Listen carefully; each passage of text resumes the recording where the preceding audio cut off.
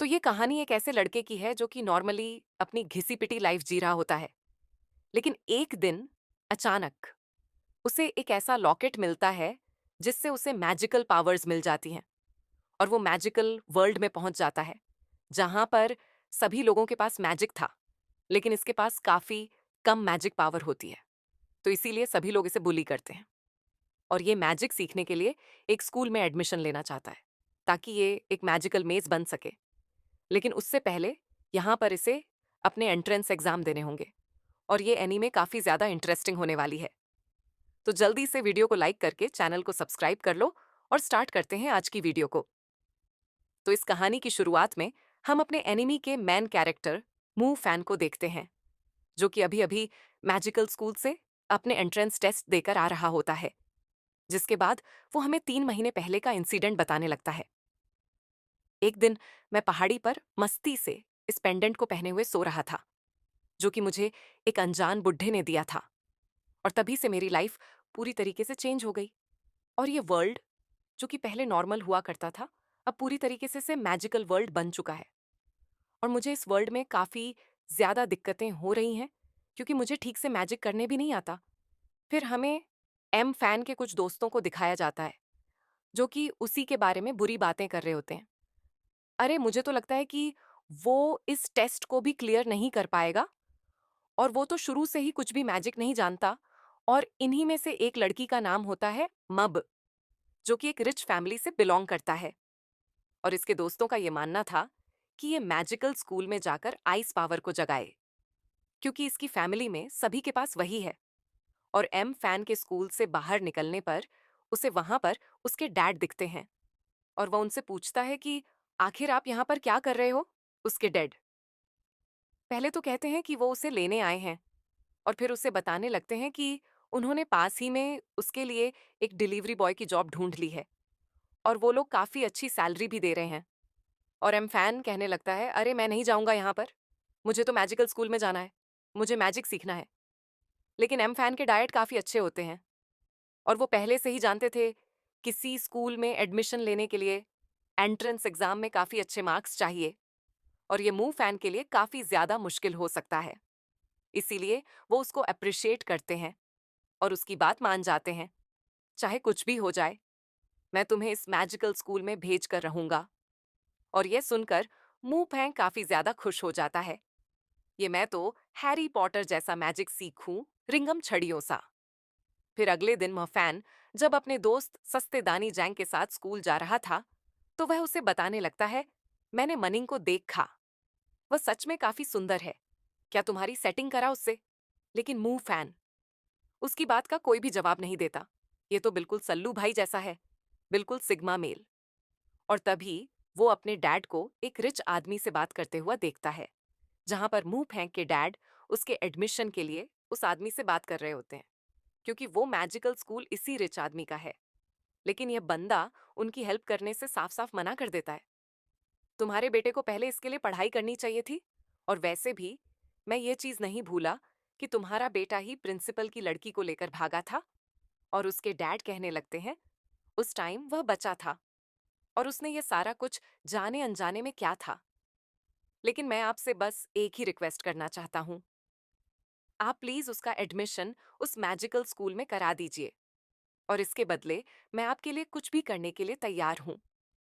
और यह सुनकर वह आदमी मान जाता है और वह कहने लगता है कि उसके एडमिशन के लिए तुम्हें अपना घर मेरे नाम करना होगा। और एम फैन के डैड ऐसा करना नहीं चाहते, लेकिन एम फैन की खुशी के लिए वो मान जाते हैं। और यह सारा कुछ एम फैन दूर खड़ा हुआ सुन रहा होता है। फिर हमें रात का सीन दिखाया जाता है, जहां पर मू फैन और उसके डैड डिनर कर रहे होते हैं। और उसके डैड बताने लगते हैं, तुम्हारा एडमिशन मैजिकल स्कूल में हो गया है। लेकिन इसे सुनकर मुंह फेंक ज्यादा खुश नहीं होता, क्योंकि उसे पता है कि उसका एडमिशन कैसे हुआ है। और उसके डैड कहने लगते हैं, तुम्हारे स्कूल जाने के बाद मैं इस घर को रेंट पर दे दूंगा, क्योंकि मैं सारा दिन टैक्सी चलाता हूँ और तुम भी हॉस्टल में रहोगे, तो ये घर ऐसे ही खाली पड़ा रहेगा। तो इससे अच्छा यही होगा, मैं इसे रेंट पर दे दूं। और मैं फैन खुश होता हुआ कहता है, अब आप देखना मैं कितना बड़ा मैजिशियन बनूंगा, रिंगा यम डियोसा। फिर अगले सीन में मू फैन अपने रूम में होता है और वो एक नोटबुक में मनिंग का नाम लिख रहा होता है। जिसके बाद हमें उसका एक फ्लैशबैक दिखाया जाता है जब वह छोटा था, जहां पर मनिंग उससे मिलने के लिए आई होती है। दरअसल यह अपने पेरेंट्स से काफी ज्यादा दुखी हो चुकी है, इसीलिए वो एम फैंग को यहां से भागने के लिए कहती है। फिर अगले सीन में हमें दिखाया जाता है मनिंग एक कार में बैठी होती है और मनिंग के डैड मू फैंग और उसके डैड को काफी मार रहे होते हैं। और उसके डैड जाने से पहले मू फैंग से कहते हैं, आज के बाद अगर मैंने तुम्हें मोर्निंग के आसपास भी देखा तो मैं तुम्हारे हाथ पैर तोड़ दूंगा। फिर अगले दिन हम सभी स्टूडेंट को स्कूल में जाते हुए देखते हैं और उनकी बातों से ये पता लग रहा होता है मैजिक पावर में फायर काफी स्ट्रांग मानी जाती है, जो कि क्लास में 2 या 3 स्टूडेंट्स के पास ही है। और फिर क्लास में टीचर सभी बच्चों को बैचेस दे रहे होते हैं और वो कहते हैं ये बैचेस पावर के हिसाब से कलर चेंज करते हैं। ग्रीन कलर यानी कि विंड रेड कलर, यानी कि फायर गोल्ड, यानी कि लाइट और ब्लू, यानी कि आइस और पर्पल, यानी कि लाइटनिंग। तभी मब का एक दोस्त एम फैन की बेइज्जती करता हुआ कहता है, मुझे नहीं लगता कि ये कोई भी पावर को जगा पाएगा, क्योंकि हम सभी को पता है कि टेस्ट में इसके कैसे नंबर आए थे और कैसे इसने एडमिशन लिया। और यहाँ पे सस्ता दानी जहन मुंह फैन को ये सारा कुछ इग्नोर करने के लिए कहता है, मुझे यकीन है कि तुम सबसे स्ट्रांगेस्ट पावर को जगाओ। गेस। और मुब का दोस्त फिर से हंसता हुआ कहता है, अरे क्या तुम मजाक कर रहे हो? अगर इसने सबसे वीकेस्ट यानी कि लाइट की पावर को भी जगा लिया तो हमें तब भी कोई घंटा फर्क नहीं पड़ेगा।